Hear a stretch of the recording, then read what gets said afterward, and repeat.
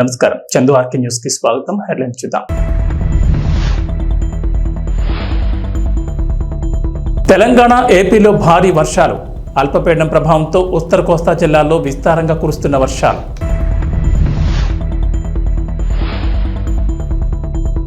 ఏపీలోని పలు జిల్లాల్లో స్కూళ్లకు సెలవులు. భారీ వర్షాలతో అధికారుల కీలక ప్రకటన.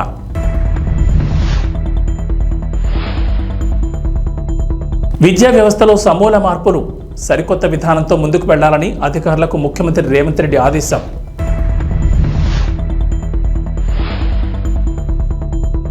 సికింద్రాబాద్, ఉజ్జయిని బోనాలకు అన్ని ఏర్పాట్లు. భక్తులకు టీజీఎస్ఆర్టీసీ గుడ్ న్యూస్. ఆంధ్రప్రదేశ్ ను వర్షాలు ముంచెత్తాయి. 2 రోజులుగా భారీ వర్షాలు పడుతున్నాయి. వాయువ్య పశ్చిమ మధ్య బంగాళాఖాతంలో ఒడిశా, ఉత్తరాంధ్ర తీర ప్రాంతంలోని అల్పపీడనం బలపడి వాయుగుండంగా మారింది. ఇది వాయువు దిశగా పయనించి పూరి సమీపంలో ఒడిశా తీరం దాటే అవకాశం ఉందని చెబుతున్నారు. ఈ ప్రభావంతో శ్రీకాకుళం, విజయనగరం, పార్వతీపురం, మన్యం, అల్లూరు సీతారామరాజు, ఏలూరు, ప్రకాశం, నంద్యాల జిల్లాలో అక్కడక్కడ పిడుగులతో కూడిన మోస్తరు వర్షాలు కురిసే అవకాశం ఉందంటున్నారు.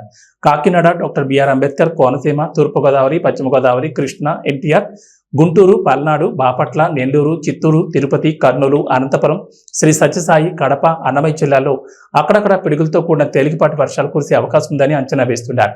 భారీ వర్షాలతో విజయనగరం, విశాఖపట్నం, తూర్పుగోదావరి, డాక్టర్ బిఆర్ అంబేద్కర్, కోనసీమ, కాకినాడ, పశ్చిమ గోదావరి, ఏలూరు జిల్లాలోని స్కూళ్లకు కలెక్టర్లు సెలవులు ప్రకటించారు. ఇప్పటికే అత్యవసర సహాయక చర్యల కోసం ఏలూరు జిల్లా 2 SDRF, కోనసీమ 1 SDRF, తూర్పుగోదావరి 2 NDRF బృందాలు పంపించినట్లు విపత్తుల సంస్థ తెలిపింది. రాష్ట్రంలో భారీ వర్షాలు కురుస్తాయని, లోతట్టు ప్రాంతాల్లో వరద ప్రవహిస్తున్న వాగులు, కాలువలు దాటే ప్రయత్నం చేయొద్దన్నారు. ఏపీలో పలు చోట్ల భారీ వర్షాలు కురుస్తున్నాయి. బంగాళాఖాతంలో ఏర్పడిన అల్పపీడన ప్రభావంతో ఉత్తర కోస్తా జిల్లాలో విస్తారంగా వర్షాలు కురుస్తున్నాయి. మరోవైపు ఒడిశా, ఉత్తరాంధ్ర మీదుగా కొనసాగుతున్న అల్పపీడనం వాయుగుండంగా మారినట్లు ఏపీ వాతావరణ శాఖ తెలిపింది. అల్పపీడనం వాయుగుండంగా బలపడిందన్న వాతావరణ శాఖ వాయువు దిశగా పయనించి శనివారం తెల్లవారుజామున పూరి సమీపంలో తీరం దాటే అవకాశం ఉందని అంచనా వేసింది. తీరం దాటిన తర్వాత వాయుగుండం క్రమంగా బలహీనపడుతుందని పేర్కొంది. ఈ నేపథ్యంలో శనివారం అల్లూరు సీతారామరాజు, ఏలూరు జిల్లాలో భారీ నుంచి అతి భారీ వర్షాలు కురిసే అవకాశం ఉందని వాతావరణ శాఖ హెచ్చరించింది. ఆయా జిల్లాలకు రెడ్ అలర్ట్ జారీ చేసింది. ఏపీలో పలు చోట్ల భారీ వర్షాలు కురుస్తున్నాయి. బంగాళాఖాతంలో ఏర్పడిన అల్పపీడన ప్రభావంతో ఉత్తర కోస్తా జిల్లాల్లో విస్తారంగా వర్షాలు కురుస్తున్నాయి. మరోవైపు ఒడిశా, ఉత్తరాంధ్ర మీదుగా కొనసాగుతున్న అల్పపీడనం వాయుగుండంగా మారినట్లు ఏపీ వాతావరణ శాఖ తెలిపింది. అల్పపీడనం వాయుగుండంగా బలపడిందన్న వాతావరణ శాఖ వాయు దిశగా పయనించి శనివారం తెల్లవారుజామున పూరి సమీపంలో తీరం దాటే అవకాశం ఉందని అంచనా వేసింది. తీరం దాటిన తర్వాత వాయుగుండం క్రమంగా బలహీనపడుతుందని పేర్కొంది. ఈ నేపథ్యంలో శనివారం అల్లూరు సీతారామరాజు, ఏలూరు జిల్లాలో భారీ నుంచి అతి భారీ వర్షాలు కురిసే అవకాశం ఉందని వాతావరణ శాఖ హెచ్చరించింది. ఆయా జిల్లాలకు రెడ్ అలర్ట్ జారీ చేసింది. మరోవైపు వాయుగుండం తీరం దాటే క్రమంలో శనివారం శ్రీకాకుళం, విజయనగరం, పార్వతీపురం, మన్యం, నంద్యాల జిల్లాలో అక్కడక్కడ మోస్తరు వర్షాలు కురుస్తాయని ఏపీ విపత్తుల నిర్వహణ సంస్థ తెలిపింది. అక్కడక్కడ పిడుగులు పడే అవకాశం ఉందని హెచ్చరించింది. అలాగే కాకినాడ, కోనసీమ, అంబేద్కర్ జిల్లా, ఉభయ గోదావరి జిల్లాలు, ఎన్టీఆర్, కృష్ణా జిల్లాల్లో అక్కడక్కడ పిడుగులతో కూడిన తేలికపాటి వర్షాలు కురుస్తాయని అంచనా వేసింది. వీటితో పాటు బాపట్ల, పల్నాడు, గుంటూరు, నెల్లూరు, అనంతపురం, శ్రీ సత్యసాయి, కర్నూలు, వైఎస్ఆర్ జిల్లా, చిత్తూరు, అన్నమయ్య, తిరుపతి జిల్లాలో పిడుగులతో కూడిన వర్షాలు కురిసే అవకాశం ఉందని ఏపీ విపత్తుల నిర్వహణ సంస్థ ఎండీ రోణంకి కోర్మనాథ్ తెలిపారు. తెలంగాణలోని పలు జిల్లాల్లో కుండపోత వర్షాలు కురుస్తున్నాయి. భారీ వర్షాలకు వాగులు, వంకలు పొంగి పొర్లుతున్నాయి. చెరువులు, జలాశయాలు నిండుకుండను తలపిస్తున్నాయి. కాగా నేడు కూడా రాష్ట్రంలో విస్తారంగా వర్షాలు కురుస్తాయని హైదరాబాద్ వాతావరణ కేంద్ర అధికారులు తెలిపారు. నేటి నుంచి 2 రోజుల పాటు పలు జిల్లాల్లో అత్యంత భారీ వర్షాలు, కొన్ని చోట్ల భారీ వర్షాలు కురుస్తాయని చెప్పారు. బంగాళాఖాతంలో ఏర్పడిన అల్పపీడనం వాయుగుండంగా మారిందని, ఈ ద్రోణి ప్రభావంతో తెలుగు రాష్ట్రాల్లో విస్తారంగా వర్షాలు కురుస్తున్నాయన్నారు. నేడు ఉత్తర తెలంగాణ జిల్లాలైన ఆదిలాబాద్, ఆసిఫాబాద్, మంచిర్యాల, పెద్దపల్లి, నిర్మల్ జిల్లాల్లో అత్యంత భారీ వర్షాలు కురుస్తాయని చెప్పారు. ఈ మేరకు ఆయా జిల్లాలకు వాతావరణ శాఖ అధికారులు రెడ్ అలర్ట్ జారీ చేశారు. నిజామాబాద్, సిరిసిల్ల, జగిత్యాల, కరీంనగర్, భూపాలపల్లి జిల్లాలో భారీ నుంచి అతి భారీ వర్షాలకు ఛాన్స్ ఉందన్నారు. ఈ జిల్లాలకు ఆరెంజ్ అలర్ట్ జారీ చేశారు. ములుగు, కొత్తగూడెం, ఖమ్మం, వరంగల్, హనుమకొండ, వికారాబాద్, సంగారెడ్డి, హైదరాబాద్, కామారెడ్డి, మహబూబ్ నగర్, నారాయణపేట జిల్లాలో భారీ వర్షాలు కురుస్తాయని చెప్పారు. ఈ మేరకు ఈ జిల్లాలకు ఎల్లో అలర్ట్ జారీ చేశారు. ఆషాఢ మాసం బోనాల జాతర ఉత్సవాల్లో భాగంగా సికింద్రాబాద్ లోని ఉజ్జయిని మహంకాళి బోనాల జాతర ఈ నెల 21, 22 జరగనుంది. ఎంతో వైభవంగా జరిగే ఈ బోనాల ఉత్సవాలకు హైదరాబాద్ నలుమూల నుంచి భక్తులు పెద్ద ఎత్తున హాజరవుతారు. ఈ నేపథ్యంలో నగరంలోని వివిధ ప్రాంతాల నుంచి బోనాలకు వెళ్లే భక్తులకు టీజీఆర్టీసీ గుడ్ న్యూస్ చెప్పింది. గ్రేటర్లోని 24 ప్రాంతాల నుంచి 175 స్పెషల్ బస్సులు నడుపుతున్నట్లు ఆర్టీసీ ఎండీ సజ్జనార్ వెల్లడించారు.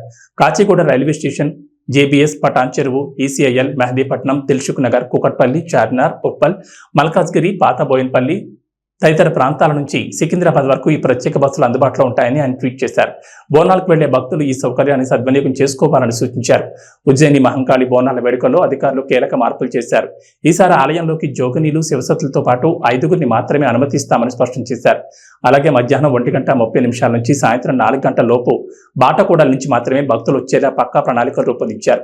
బోనాల అనంతరం నిర్వహించే ఫలారం బండి ఊరేగింపులకు రాత్రి 12 గంటల వరకు మాత్రమే అనుమతిస్తున్నట్లు వెల్లడించారు. భక్తులు ఈ విషయాన్ని గమనించాలని సూచించారు.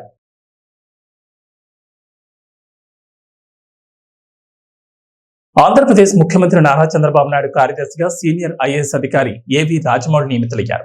ఉత్తరప్రదేశ్ కడకు చెందిన రాజమౌళి 3 ఏళ్ల డిప్యూటేషన్ పై ఏపీకి వచ్చిన సంగతి తెలిసిందే. ఆయన ఉత్తరప్రదేశ్ ప్రభుత్వం గురువారం రిలీజ్ చేయగా ఆయన ఏపీ క్యాడర్ లో శుక్రవారం రిపోర్ట్ చేశారు. ఆ వెంటనే సీఎంఓలో సీఎం కార్యదర్శిగా పోస్టింగ్ ఇస్తూ సీఎస్ నీరబ్ కుమార్ ప్రసాద్ ఉత్తర్వులు జారీ చేశారు. రాజమౌళిది ఆంధ్రప్రదేశ్ కాగా 2003 బ్యాచ్ ఐఏఎస్ అధికారి. ఆయన గతంలోనూ టీడీపీ హయాంలో చంద్రబాబుకి కార్యదర్శిగా పనిచేసిన సంగతి తెలిసిందే. గతంలో కూడా రాజమౌళి చంద్రబాబుకు అత్యంత సన్నిహితులుగా ఉంటూ ఏపీ సీఎంఓలో కీలక బాధ్యతలు నిర్వహించారు. ఇప్పుడు మరో 3 ఏళ్లు ఆయన సీఎంఓలోని విధులు నిర్వహిస్తారు. రాజమౌళి రాకతో సీఎంఓ కీలక అధికారుల సంఖ్య 4కు చేరింది. ప్రస్తుతం సీఎం ముఖ్య కార్యదర్శిగా ముద్దాడ రవిచంద్ర, సీఎం కార్యదర్శిగా ప్రద్యుమ్న, అదనపు కార్యదర్శిగా కార్తికేయ మిశ్రాలున్నారు. మరోవైపు ముఖ్యమంత్రి నారా చంద్రబాబు నాయుడు వికసిత ఆంధ్రప్రదేశ్ 2047 విజన్ డాక్యుమెంట్ పై నీతి ఆయోగ్ సీఈఓ బీవీఆర్ సుబ్రహ్మణ్యం సంస్థ ప్రతినిధులతో సచివాలయంలో సమావేశమయ్యారు. వికసిత్ భారత్ 2047కు ప్రణాళిక సిద్ధం చేస్తున్నట్లే వికసిత ఆంధ్రప్రదేశ్ 2047కు విజన్ డాక్యుమెంట్ తయారు చేయడంపై చర్చించారు. రాబోయే రోజుల్లో రాష్ట్ర అభివృద్ధికి చేపట్టాల్సిన కార్యక్రమాలు, ప్రాజెక్టులపై చర్చ జరిగింది. ఏపీలో ఆర్టిఫిషియల్ ఇంటెలిజెన్స్ యూనివర్సిటీ ఏర్పాటు చేయాలనే ఆలోచన ఉందన్నారు చంద్రబాబు. భవిష్యత్తులో ఏఐతో అన్ని రంగాల్లో మార్పులు వస్తాయన్నారు. కడప జిల్లా జమ్మలమడుగులో సిరంజీలు కలకలం రేపాయి. జమ్మలమడుగు బైపాస్ నుంచి శేషారెడ్డిపల్లి వెళ్లే మార్గంలో పొలాల కట్ల వెంట పాడేసిన సిరంజీలు చెల్లాచెదరుగా పడి ఉన్నాయి. రైల్వే గేట్ దాటగానే రోడ్డు పక్కన 2.5 ml సిరంజీలు సూత్తో సహా గుర్తు తెలియని వ్యక్తులు పడేశారు. పొలాల్లో గట్లపై ఈ సిరంజీలు ఉండడంతో రైతులు ఆందోళన వ్యక్తం చేస్తున్నారు. ఈ సిరంజీలు రక్త పరీక్షలవా, మత్తు పదార్థాల కోసం వాడినవా అనే అనుమానాలు మొదలయ్యాయి. తెలంగాణలో 10 ఏళ్ల అధికారంలో ఉండి ఇటీవల జరిగిన అసెంబ్లీ ఎన్నికల్లో ఘోర పరాజయం పొంది ప్రతిపక్షానికి పరిమితమైంది భారత రాష్ట్ర సమితి పార్టీ.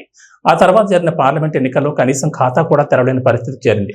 ఇక అప్పటి నుంచి గులాబీ ఎమ్మెల్యేలంతా ఒక్కొక్కరిగా కారు దిగుతూ కాంగ్రెస్ కండువా కప్పుకుంటూ గులాబీ బాస్ కేసీఆర్ కు షాక్ల మీద షాక్లు ఇస్తున్నారు. ఇలాంటి పరిస్థితుల్లో పార్టీ భవితవ్యం ఏంటి, అసలు పార్టీ ఉంటుందా లేదా అన్న చర్చ జోరుగా సాగుతోంది. కాగా ఈ నేపథ్యంలోని దేశంలోని ప్రాంతీయ పార్టీలకు సంబంధించిన ఆదాయ వ్యయాలపై అసోసియేషన్ ఫర్ డెమోక్రటిక్ రిఫార్మ్స్ వెల్లడించిన తాజా రిపోర్ట్ విస్తుపోయే విషయాలను బయటపెట్టింది. దేశంలోని అన్ని ప్రాంతీయ పార్టీల కంటే ఎక్కువ ఆదాయం బీఆర్ఎస్ పార్టీదేనని ఏడీఆర్ రిపోర్ట్ వెల్లడించింది. 2022-23 ఆర్థిక సంవత్సరంలో బీఆర్ఎస్ కు ఏకంగా 737.67 కోట్ల ఆదాయం వచ్చినట్టు రిపోర్ట్ పేర్కొంది. ఆదాయం విషయంలో బీఆర్ఎస్ టాప్ లో ఉందని వెల్లడించింది.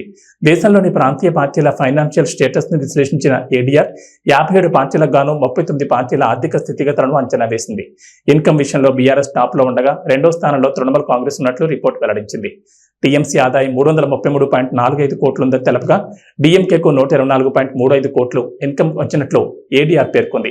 39 ప్రాంతీయ పార్టీలకు మొత్తం 1740.48 కోట్లు సమకూరగా అందులో కేవలం 5 పార్టీలకే 1541.32 కోట్ల ఇన్కమ్ ఉన్నట్లు రిపోర్ట్ పేర్కొంది. మొత్తం ఆదాయంలో 88.56% ఈ 5 పార్టీలకే రావడం గమనార్హం. ప్రభుత్వ పాఠశాలల తీరుతెన్నులు మారాలని, విద్యా వ్యవస్థ సమూలంగా మారాలని తల్లిదండ్రులు ఎంతో కాలంగా కోరుకుంటారు. ఆ దిశగా రేవంత్ రెడ్డి నేతృత్వంలోని కాంగ్రెస్ ప్రభుత్వం కీలక చర్యలు చేపట్టింది. విద్యా వ్యవస్థను పటిష్టం చేసే దిశగా ముఖ్యంగా ప్రభుత్వ బడుల్లో బోధన విషయంలో సరికొత్త విధానంతో ముందుకు వెళ్లాలని అధికారులను ముఖ్యమంత్రి రేవంత్ రెడ్డి ఆదేశించారు. వచ్చే 3 ఏళ్లలో ప్రభుత్వ పాఠశాలను బలోపేతం చేసేందుకు అవసరమైన ప్రణాళికను సిద్ధం చేయాలని విద్యాశాఖ ముఖ్య కార్యదర్శి బొర్రా వెంకటేశం ఇతర ఉన్నతాధికారులకు ముఖ్యమంత్రి సూచించారు. ఈ సందర్భంగా బొర్రా వెంకటేశం చేసిన పలు ప్రతిపాదనలను CM Revanth Reddy, deputy CM Bhatti Vikramarka ఆసక్తిగా ఉన్నారు. రాష్ట్రంలో సెమీ రెసిడెన్షియల్ స్కూల్స్ ఏర్పాటు చేసేందుకు ప్రతిపాదనలు సిద్ధం చేయాలని అధికారులను ముఖ్యమంత్రి రేవంత్ రెడ్డి ఆదేశించారు. విద్యార్థులు పాఠశాలకు చేరుకునేలా రవాణా సౌకర్యాలు సైతం కల్పించే విధానాలను కూడా సూచించారన్నారు. ప్రజాప్రభుత్వం ప్రతిష్టాత్మకంగా తలపెట్టిన ఇంటిగ్రేటెడ్ రెసిడెన్షియల్స్ కు సమాంతరంగా రాష్ట్రంలోని అన్ని నియోజకవర్గాల్లో సెమీ రెసిడెన్షియల్ స్కూల్ ఉండాలని సూచించారు. నెల్లూరు బారాషాహి దర్గాలో జరిగే రొట్టెల పండుగ సందర్భంగా స్వర్ణాల చెరువులో రాష్ట్ర పురపాలక శాఖ మంత్రి డాక్టర్ పొంగూరు నారాయణ రాష్ట్రాభివృద్ధి రొట్టెను పట్టుకున్నారు. ఆంధ్ర రాష్ట్రం బాగా అభివృద్ధి చెందడంతో పాటు ప్రజలందరూ సంతోషంగా ఉండాలని మంత్రి ఆకాంక్షించారు. నెల్లూరు బారాషాహి దర్గాలో జరుగుతున్న రొట్టెల పండుగలో ఎమ్మెల్యేలు Vemireddy Prashanth Reddy, Somireddy Chandramohan Reddy, rural MLA Kotamreddy Sridhar Reddy, MP Vemireddy Prabhakar రెడ్డితో కలిసి నారాయణ పాల్గొన్నారు. ముందుగా మంత్రి నారాయణకి దర్గా కమిటీ చైర్మన్, సభ్యులు, ప్రజాప్రతినిధులు, అధికారులు ఘనస్వాగతం పలికారు. ఈ సందర్భంగా దర్గా ప్రాంగణంలో నారాయణ పర్యటిస్తూ భక్తులను ఎంతో ఆప్యాయంగా పలకరించారు. ఏర్పాట్లు ఎలా ఉన్నాయని భక్తులను ఆయన అడిగి తెలుసుకున్నారు. ఏర్పాట్లు చాలా బాగున్నాయని మంత్రికి భక్తులు తెలియజేయడంతో సంతోషం వ్యక్తం చేశారు. అనంతరం ఎమ్మెల్యేలు, ఎంపీ, టీడీపీ నేతలతో కలిసి మంత్రి నారాయణ రాష్ట్ర అభివృద్ధి రొట్టెను పట్టుకున్నారు. ఈ సందర్భంగా మంత్రి నారాయణ మీడియాతో మాట్లాడారు. బారాషాహి దర్గా రొట్టెల పండుగ ఈ నెల 17వ తేదీన ప్రారంభమైందన్నారు. వర్షాన్ని సైతం లెక్క చేయకుండా పండగకి భక్తులు అశేషంగా వస్తుండడం ఆనందంగా ఉందన్నారు. ఈ రోజు ఉదయం రాష్ట్ర ముఖ్యమంత్రి నారా చంద్రబాబు నాయుడు అమరావతి నుంచి వర్చువల్ గా పండగ ఏర్పాట్లను పరిశీలించడంతో పాటు భక్తులతో మాట్లాడడం జరిగిందన్నారు. 2014 ముందు బారాషాహి దర్గాలో డెవలప్మెంట్ పూర్తిగా చీరు అన్నారు. ఇదే స్వర్ణాల చెరువులో లారీలు, కార్లు, బస్సులు శుభ్రం చేసుకునేవారని గుర్తు చేశారు. 2014లో టీడీపీ ప్రభుత్వ అధికారంలోకి వచ్చాక నేను మంత్రిగా ఉన్నప్పుడు ఎంతో పవిత్రమైన ప్రదేశం బారాషాహి దర్గాని ముఖ్యమంత్రి చంద్రబాబుతో మాట్లాడి ఎంతో అభివృద్ధి చేశామన్నారు. ప్రధానంగా దర్గా ఆవరణలో మరుగుదొడ్లు, ఘాట్, భక్తులకి అనేక వసతులు ఏర్పాటు చేశామని తెలిపారు.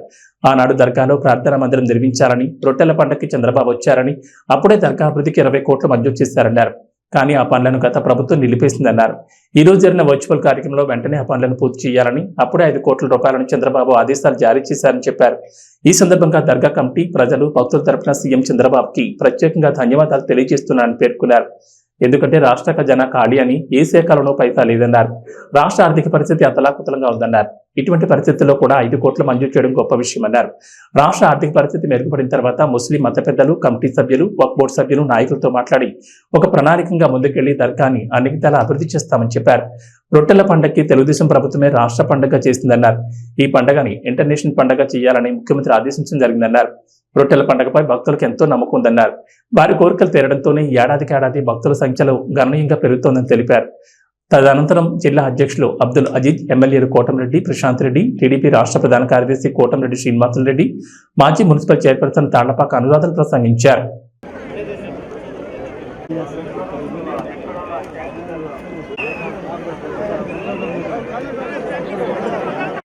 నెల్లూరులో బారాషాహి దర్గా దగ్గర స్వర్ణాల చెరువులో రొట్టెల పండుగ ఈ నెల 17వ తేదీ ప్రారంభమైంది. ఈరోజు 19వ తేదీ. వర్షం పడుతున్నా, చినుకులు పడుతున్నా ఈరోజు ఎవరైతే భక్తులు ఉన్నారో వాళ్ళు అశేషంగా వస్తున్నారు. ఈరోజు ఉదయం ముఖ్యమంత్రి నారా చంద్రబాబు నాయుడు గారు ఈరోజు ఇక్కడ భక్తులను ఉద్దేశించి వర్చువల్గా మాట్లాడటం జరిగింది. అంతేకాకుండా 2014 నుంచి 19 దాకా, 2014 ముందు తీసుకుంటే ఇక్కడ డెవలప్మెంట్ జీరో. ఇదే స్వర్ణాల చెరువులో లారీలు కడిగేవాళ్ళు, కార్లు కడుక్కునేవాళ్ళు, బస్సులు కడుక్కునేవాళ్ళు, అక్కడే టాయిలెట్స్, అక్కడే యూరిన్.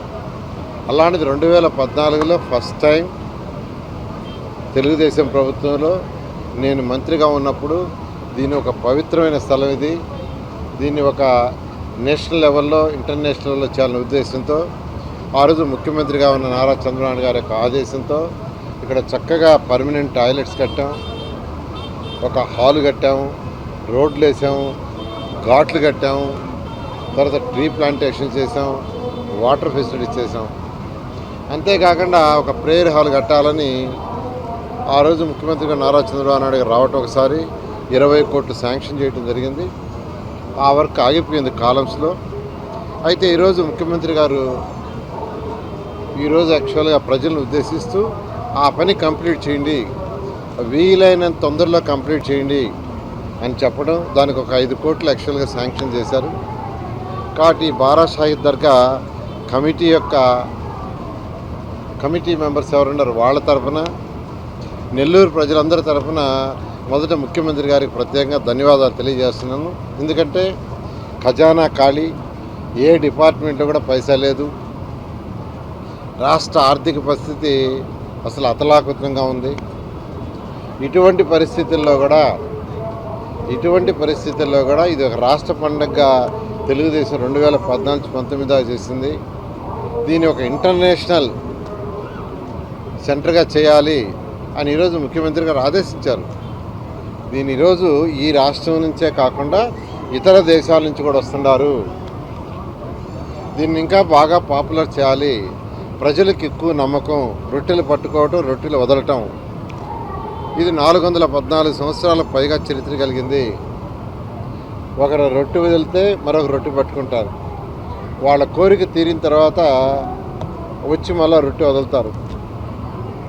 అలాంటి అంటే సంవత్సరం భక్తుల సంఖ్య పెరుగుతుందంటే వాళ్ళు అనుకునేవి జరుగుతున్నాయి, వాళ్ళ కోరికలు నెరవేరుతున్నాయి, ఆ నమ్మకం పెరుగుతుంది. అందుకనే దీన్ని ఒక ఇంటర్నేషనల్ సెంటర్గా డెవలప్ చేయండి, స్టేట్ లెవెల్ ఫంక్షనే కాదని ఈరోజు ముఖ్యమంత్రి గారు ఆదేశించారు. ఖచ్చితంగా ఖజానా అనేది కొంత సెటరైట్ అయిన తర్వాత ఈ పరిసర ప్రాంతాలను ఎలా చేయాలి, ఏం చేయాలనేది మళ్ళీ ముఖ్యమంత్రి గారితో కూర్చొని ఇక్కడ ఉన్న నాయకులు ముస్లిం సోదరులతో కూడా కూర్చొని డిస్కస్ చేసి, వర్క్ బోర్డు అధికారులతో కూర్చొని డిస్కస్ చేసి దీనికి ఒక ప్లాన్ ఆఫ్ యాక్షన్ చేయడం జరుగుతుంది. ఆ ప్లాన్ ఆఫ్ యాక్షన్ ప్రకారం దీనికి ముందుకు పోవడం జరుగుతుంది. ఖచ్చితంగా ఈరోజు నెల్లూరులోని ముఖ్య నాయకులైనటువంటి ఈరోజు ఎంపీ గారు వేమిరెడ్డి ప్రభాకర్ రెడ్డి గారు, వారు మిసెస్ కొవ్వూరు ఎమ్మెల్యే గారు, మరియు చంద్రమోహన్ రెడ్డి గారు, మరియు రూరల్ ఎమ్మెల్యే, తర్వాత అజీజ్ ఎక్స్ మేయరు, తర్వాత ఎక్స్ నుడా చైర్మన్ మన శ్రీనివాసరెడ్డి, ఎక్స్ చైర్పర్సన్ అనురాధ, అందరం కలిసి ఈరోజు యాక్చువల్గా ఈ రొట్టెల పండుగలో ఇప్పుడే యాక్చువల్గా పోవటం, రొట్టె పట్టుకోవడం జరిగింది. మేమంతా పట్టుకున్న రొట్టె రాష్ట్ర అభివృద్ధి, ఈ రాష్ట్రం బాగా అభివృద్ధి చెందాలి.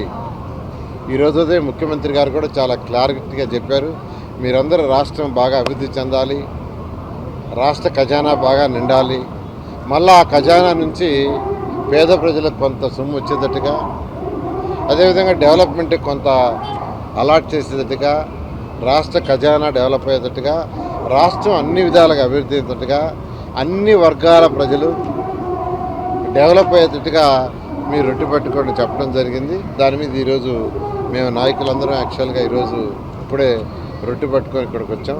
ఒక్కటే ఆ అల్లా దయ వల్ల ప్రతి ఒక్కరూ సుఖ సంతోషం ఉండాలని, సకల ఐశ్వర్యాలు కావాలని కోరుకుంటున్నాను. Thank you. భద్రాచలం వద్ద గోదావరి వరద స్వల్పంగా పెరుగుతోంది. ఎగువ ప్రాంతాల్లో కురుస్తున్న ఎడతెరిపిలేని వర్షాల కారణంగా వరద నీరు గోదావరిలో చేరుతుండటంతో శుక్రవారం మధ్యాహ్నం 12 గంటల సమయానికి భద్రాచలం వద్ద 25.3 అడుగులకు నీటి మట్టం చేరుకుంది. నేటి సాయంత్రానికి 30 అడుగులు చేరుకునే అవకాశం ఉందని అంచనాలు వేస్తున్నారు అధికారులు. అప్రమత్తంగా లోతట్టు ప్రాంత వాసులు అప్రమత్తంగా ఉండాలని అధికారులు సూచిస్తున్నారు.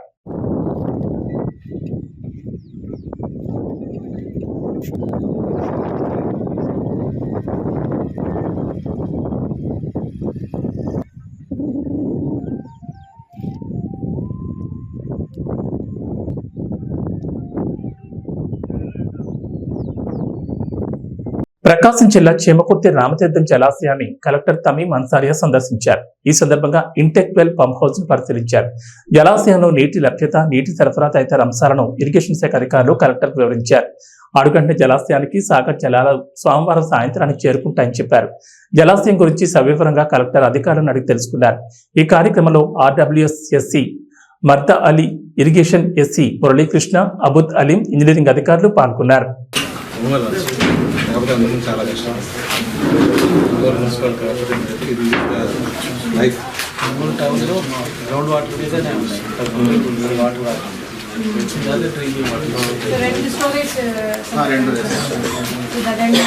రెండు కూడా దాన్ని తీసుకుంటాం. ప్రజెంట్ అయితే నీటి లేదు, మొత్తం ఇప్పుడైతే దీని మీద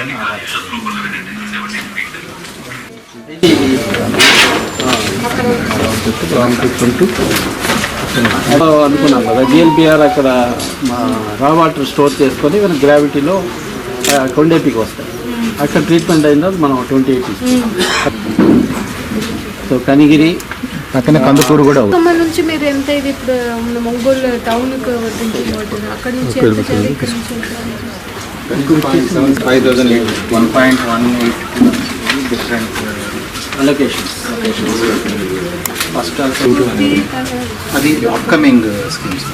ఇంకా ఏఐబి కింద రేపు నైట్కి మన బార్డర్ ప్రకాశం బార్డర్ చెప్తుంది. రేపు నైట్ 9 PM అక్కడ నుంచి మనకు 2 days రామతీర్థం మొత్తం శనివారం, ఆదివారం, సోమవారం నైట్కి వస్తుంది. మామూలుగా 0.9 మేడం, అంత ఎఫ్ఆర్ఎల్ వచ్చేసి 85 ఇది. ఇది మేడం సిస్టమ్, ఇది వచ్చేసి బైక్ ఆర్డర్ సిస్టమ్. దీని కింద అప్ స్ట్రీమ్ వచ్చేసి 2 drinking water tanks non notified ఉన్నాయి. తర్వాత downstream of Ramatheertham balance reservoir వచ్చేసి మన ఇది 4 gates 160 cusecs discharge. 4 gates open channel, కొన్ని దగ్గర లైనింగ్ ఉంది, మోస్ట్ ఆఫ్ ది లైనింగ్ ఉంది. అక్కడ ఇటువైపు అయితే లైనింగ్ ఇటువైపు లైనింగ్ చేశారు కానీ most of the bed is unlined. That's why it takes 2 days for the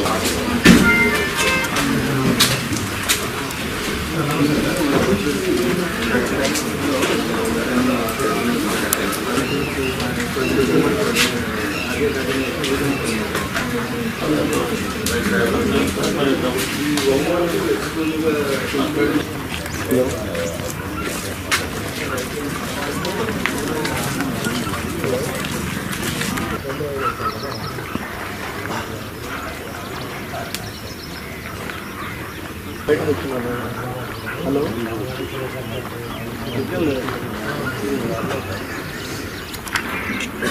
hello ఇక్కడ సిగ్నల్ లేదు, సిగ్నల్ లేదు.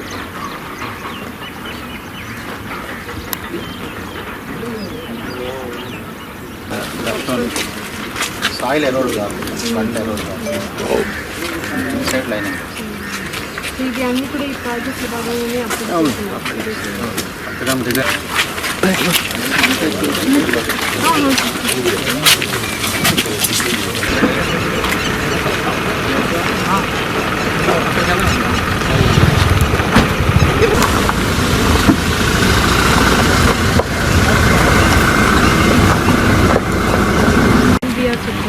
దానికి ఏంటి డిఫరెన్స్? అంటే మనం గ్రావిటీ కోసం మేడం, గ్రావిటీగా వెళ్ళిపోతుంది. అక్కడ ట్రీట్మెంట్ చేసుకొని మనం వాటర్ ట్రీట్ చేసుకొని వచ్చేసరికి ఇక్కడ నుంచి ఇక్కడ పంప్ చేసి ఇది రా వాటర్, ఇది ఓన్లీ రా వాటర్.